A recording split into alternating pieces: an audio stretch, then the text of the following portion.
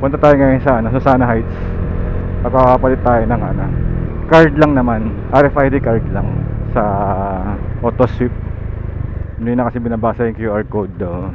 Pagka hindi binasa, hindi na yung RFID, hindi na ako makapag ng card, nakapag swipe kasi yun nga, sira na yung QR code. So kailangan kasi kasuhin ko na ngayon para habang maaga pa.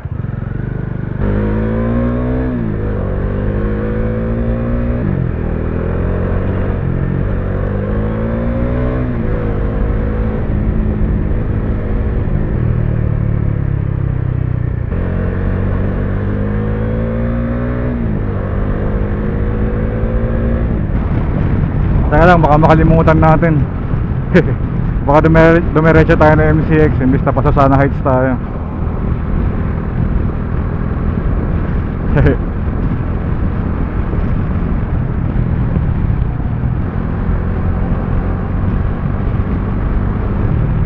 Okay, sa Sana Heights. Dapat sa Sana Heights tayo.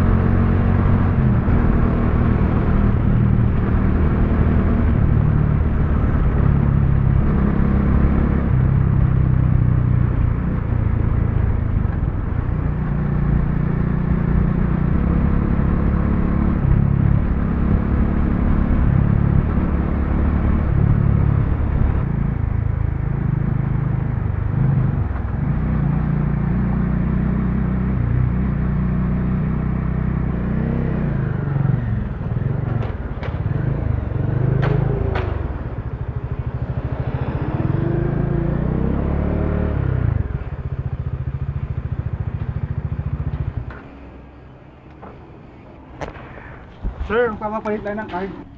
Okay. Sir, okay, same account pa rin to, no? Okay, salamat. Okay na, ang bilis lang.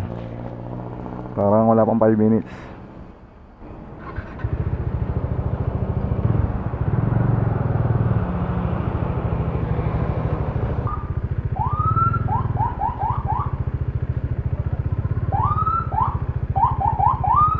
Okay, babalik na tayo.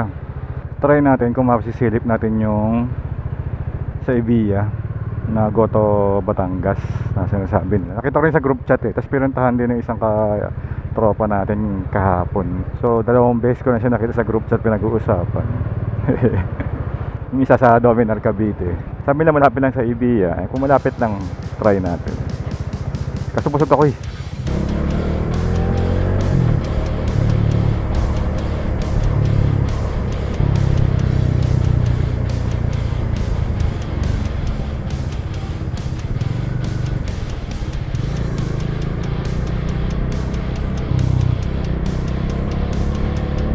Okay. Madaang hari na tayo ulit. MCX pala muna.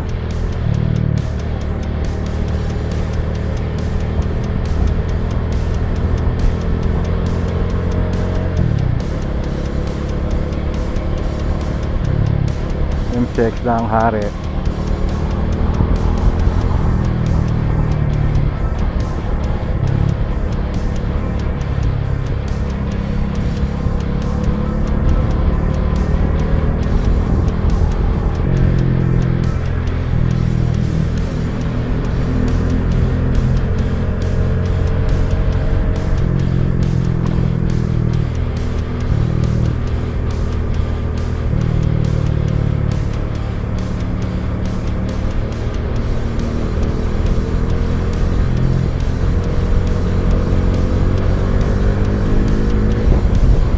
Okay, MCX.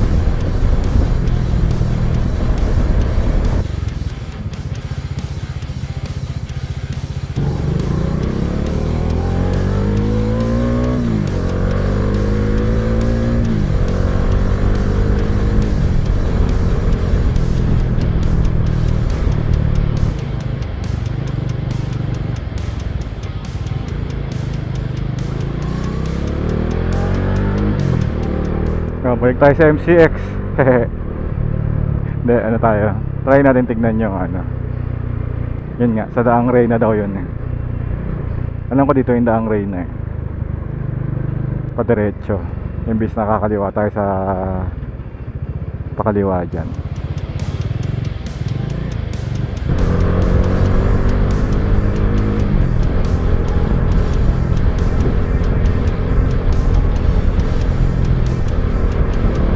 Nakita ko sa group chat ng Dominar Cavite, bago daw paahon yun eh.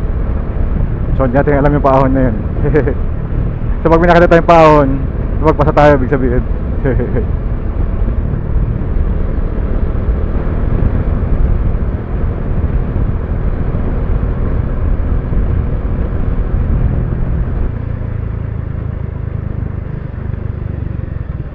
Saan tayo pupunta?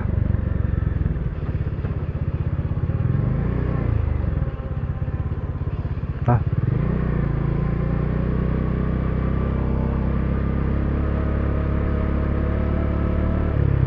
Dr. Bikes. Iyan. Ang problema, hindi natin alam kung anong pangalan nun.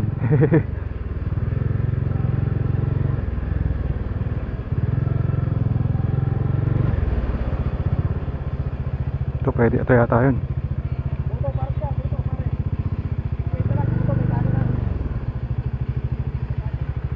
Ito ba yun?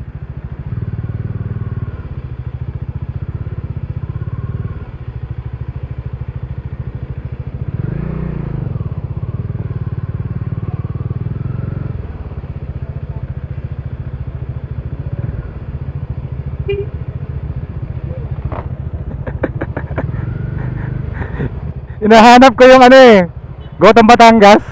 Batangas? Gotong Batangas. Ito ba yan? Okay. Nakita na naman kita. Ingat, Paps.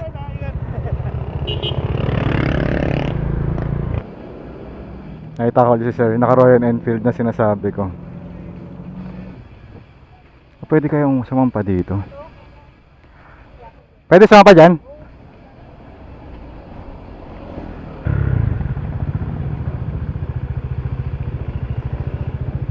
Salamat, boss.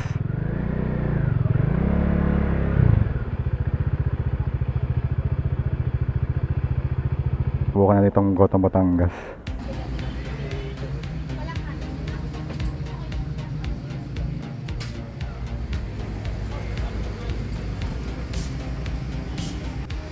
Ito, dito tayo. Tatapos natin kumain.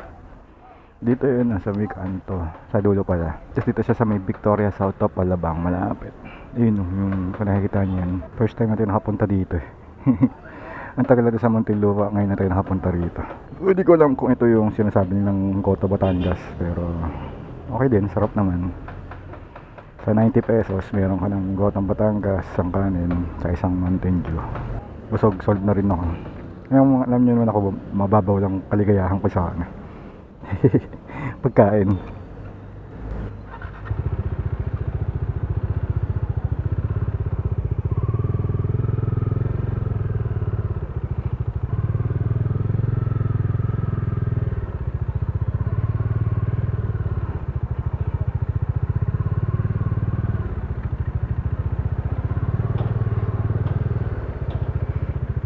Yan dyan siya sa Victoria, South of Alabang.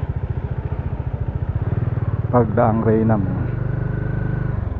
galing ka ng Hari, pasok ka Daang Reyna, tapos dire-diretso ka lang, tapos dito sa parang rotonda, yan, pasok ka dyan.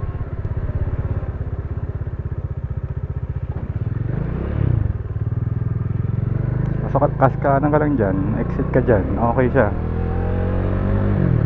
Okay din, sarap. Pero normal, masarap siya na normal. Hindi naman siya yung kakaiba. Siyempre, di man magkakaparehas lahat yan, di ba? Pero para sa akin, masarap siya.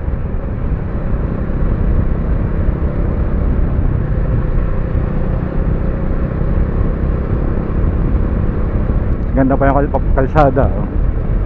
Maluwag. Siguro sa ibang oras traffic din dito.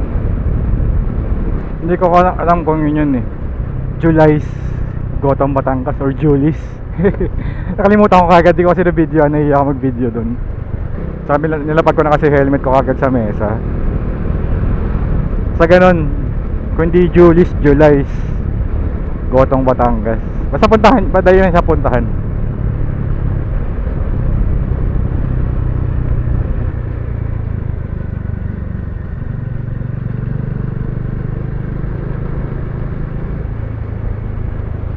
Oh, teka lang ah. Baka pumasok pa tayong expressway. Muscle memory. Ilang beses sa atin nangyari yun.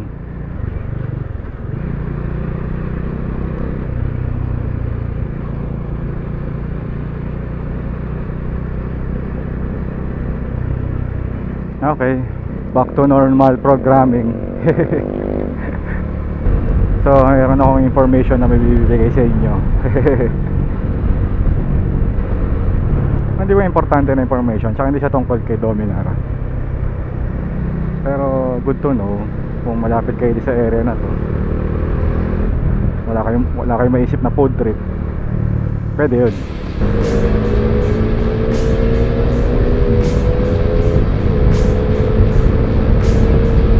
Tao show.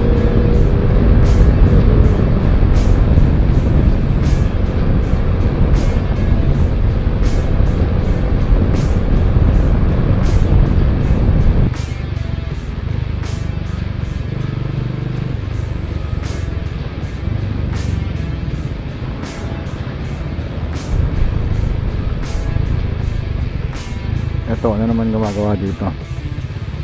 Yung isa may nilag eh. Ito, hindi natin alam ko ano.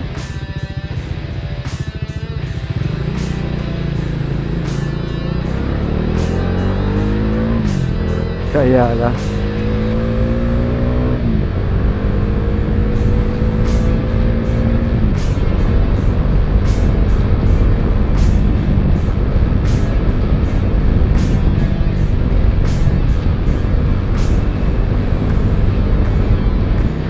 Sa likod tayo ulit dadaan.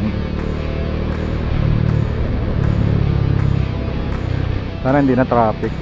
Kagabi medyo traffic eh. Ano kaya ginagawa nila dito? Daming tubo eh. So may nilad nga yan. Lalaki oh.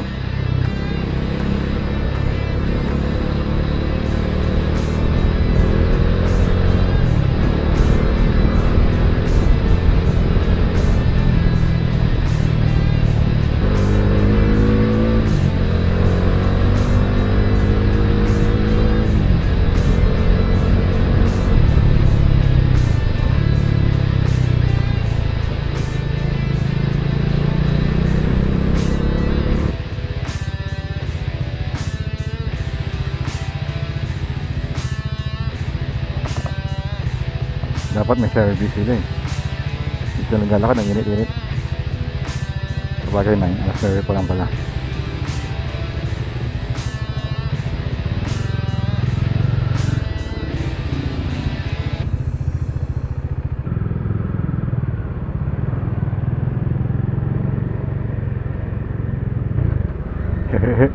Parang bad trip sa atin yung bata.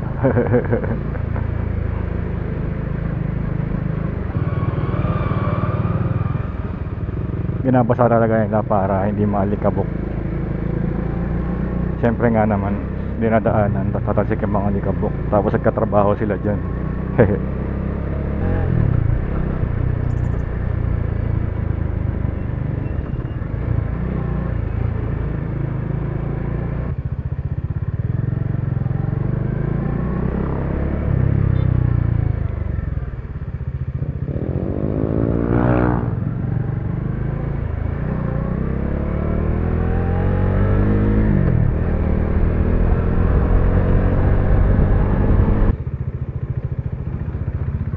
Okay, ito muna natin tapusin.